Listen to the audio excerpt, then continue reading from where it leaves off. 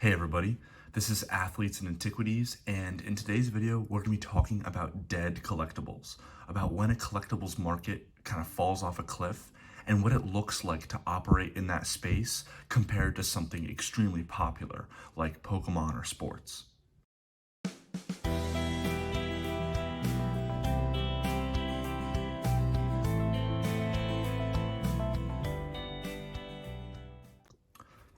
So this is a quick video I just wanted to make talking about dead collectibles. You know, what are they? What does it look like to collect one? And I want to compare it to an extremely popular type of collectible, whether it's Pokemon or sports or something, because people that only collect these very large categories, they almost like take for granted the infrastructure, the people, the businesses, the forums, everything around that collectible.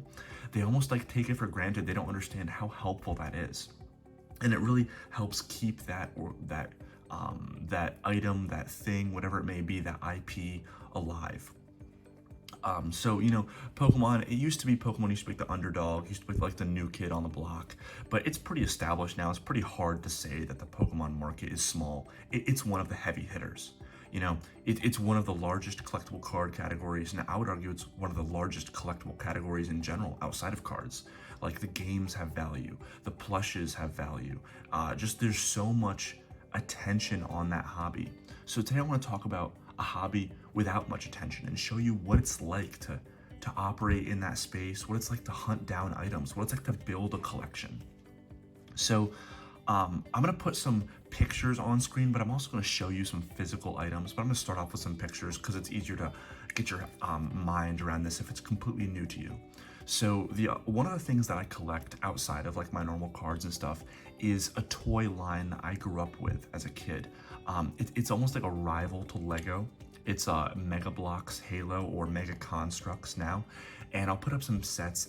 It came out, like I said, in 2009, and I particularly collected their Halo because I just loved the intricate figures and the builds and stuff like that that built out this universe, and there was nothing to compare it to with Lego. So growing up, I collected it. And recently I saw some products and I said, hey, you know, I wonder what it'd be like to go back and collect some of the stuff I wasn't able to obtain. So that's what I did. So I'm gonna move this stuff aside and I'm gonna show you some things that I collected. So the first thing was I wanted to go after the figures that came in a lot of the sets that I missed. And this is like the equivalent of buying minifigures in Lego. And safe to say, I'm gonna show you just a big bag. It was very easy to do. I have a huge bag of a lot of figures that I wanted to buy back from my childhood. And a lot of these figures, I'll take some out, just to give you an idea. I'll just hand out a few. A lot of these figures, sorry, I just didn't want to make too much noise. A lot of these figures, I could buy for $1, $2, $3 a piece, even ones that came in $100 sets, very exclusive sets. And you see a lot of the ones I pulled out here it's like the original kind of line. This one was a newer one relative, but I love this, like the original like Spartan figure. So my goal was to collect as many of those colors as possible. So I completed the set, the set figures very easily. This is the equivalent of completing like set cards, like, oh, things that you came from a booster box. And the next thing I wanted was the limited edition stuff. So yeah, like I said, all those other figures cost me $2, $3 a piece, even for the very hard to obtain ones. Like for example, this figure was only in a $150 set. I think it was called like the elephant, and you could get this for $3. It was the exclusive figure to a $150 set 15 years ago. This is the equivalent of like the chase card from a 15-year-old Pokemon set, and I got it for $3. Then I wanted to get some like promotional figures. So these figures were given out at the launch of the toy line. The two on the right here, this was a North America exclusive for like getting early access on like the website, and this was the steel one was the UK version. And they're both, you know, a little uncommon, but there was a figuratively unlimited supply at the time. And now this, like, it's called Cyan. This one I picked up for 20 bucks.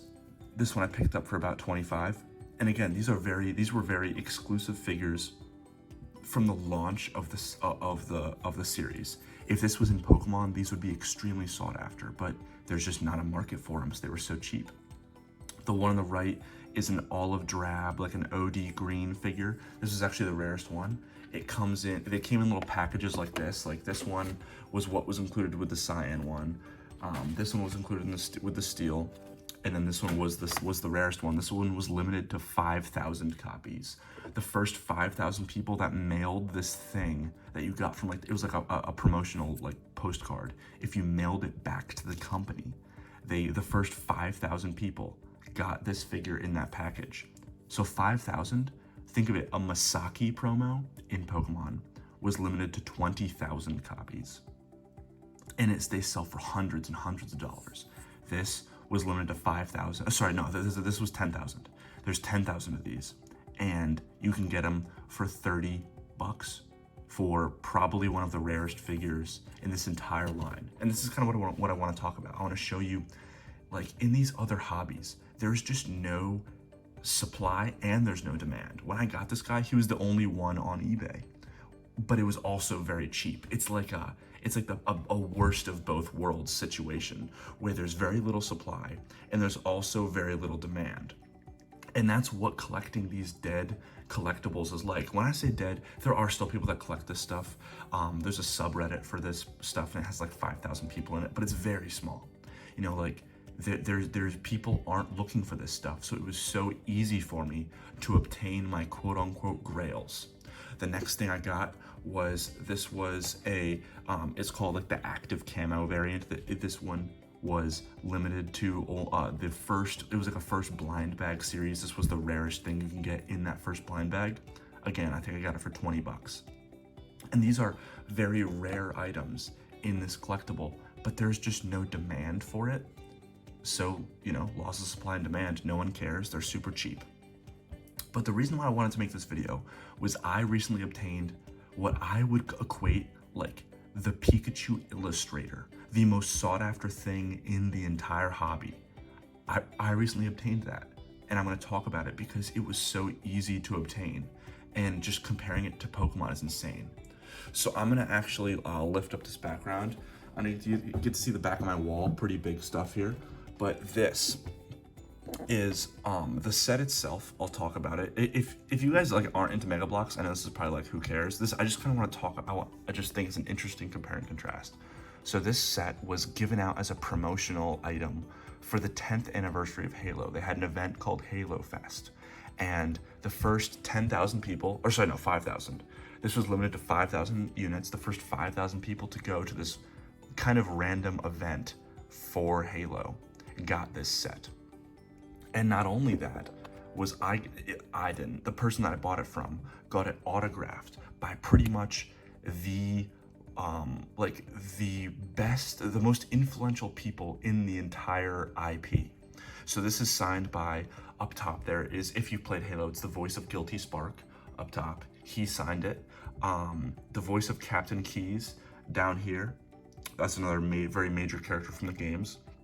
Chris Butcher, I forget which one that is.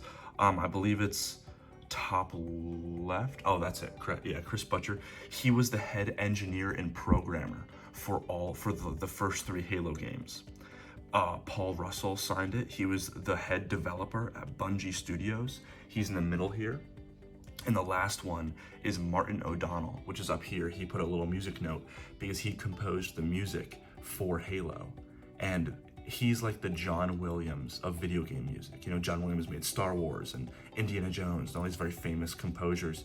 Martin O'Donnell is the John Williams of video games. So I got pretty much one of the rarest products from this collectible with some extremely hard to find signatures. Probably the only time all of these people have ever signed something, at least the only thing I've ever seen, all the same item.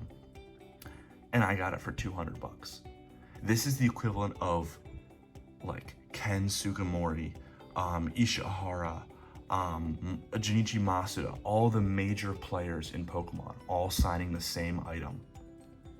And like, if that was in the Pokemon space, that would sell for tens of thousands of dollars, maybe even more, but I got it for like 200 bucks. And that's kind of the whole crux. I'm gonna put this down so you don't get any more like motion sickness. That's kind of the whole crux of this video. Is this is I'm not here to shill any items or anything. I don't care if these go up in value. The point was I wanted to see, oh, how nice of a collection can I obtain in this stuff that I'm nostalgic for from my childhood. And it was almost too easy. It was barely enjoyable. It's enjoyable to have those items now because I do really love these items, but it wasn't enjoyable to seek them out because there was no difficulty. There was no competition in the market. And that's something that people that only operate in sports cards, Pokemon, like record labels, like very popular things to collect, if you only operate in those spaces, this is like a foreign concept to you. Like, to be able to obtain probably one of the most sought after items in a collectible space for $200 is insane. So I just thought that was interesting. The fact that I purchased this, I was like, oh, like I want to. What's the best? Because once I got these figures, it was pretty hard to go up from there, and that was a problem that I faced. I was like, I hit the ceiling. Like, you know, in Pokemon, if you walk into the theoretical cathedral of Pokemon, you know, on the ground level, you'll have, you know, like set cards, you know, maybe as you go a little bit higher, you'll reach like alt arts and stuff like that, you know, vintage hollows. As you go a little bit higher, you might reach gold stars. As you're looking up these cathedral ceilings, you're seeing the nicer and nicer artworks. I'm using like would be in a cathedral, but in this case, it's the cards. Then as you get higher into the rafters, you get to the trophy cards, and you know, the very exclusive promos, and like the world's promos, stuff like that. And then at the very top and up in the ceiling, the top of the rafters, is where you have your Illustrator, your TMB, your SSBs, your 98, 97 Pikas, stuff like that. But when you go into a space that nobody cares about, you walk in and it's like a single story like warehouse. Like there's no unachievable goal. If you have any decent, like any reasonable amount of capital that you can put into that hobby, there's no challenge. I went into this hobby, and for probably less than $300, I obtained almost everything I could want.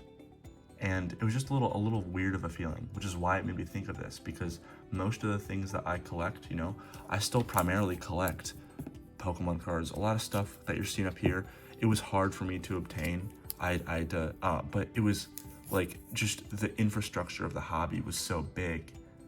You know, these items would be, if these items existed in Mega Bloks Halo, the rarity equivalent, these would all be like $1. And it's just wild. Like, so I want to ask you guys, like, do you collect in any spaces that are like that? In a space where you can obtain the best of the best with no competition? And like, what is that like? What is your experience with that? And again, I'm not trying to shill items. Like, I'm not telling you to invest in Mega Bloks Halo. Like, that ship has sailed. People, I mean, there are people that care about it, but it's very little. I don't expect any movement in any of these products. But just like, what do you think about that? Do you operate in any of those spaces? Does that interest you at all? Or is this almost like a turnoff for you, where you see how easy it is to obtain the difficult stuff, and it almost, or I say difficult in quotes, like the more sought after stuff, and does that turn you away? Or do you see that as an opportunity of, oh, I should jump in there if I care about it? I'd love to hear your thoughts on it. Yeah, let me know. Thanks, bye.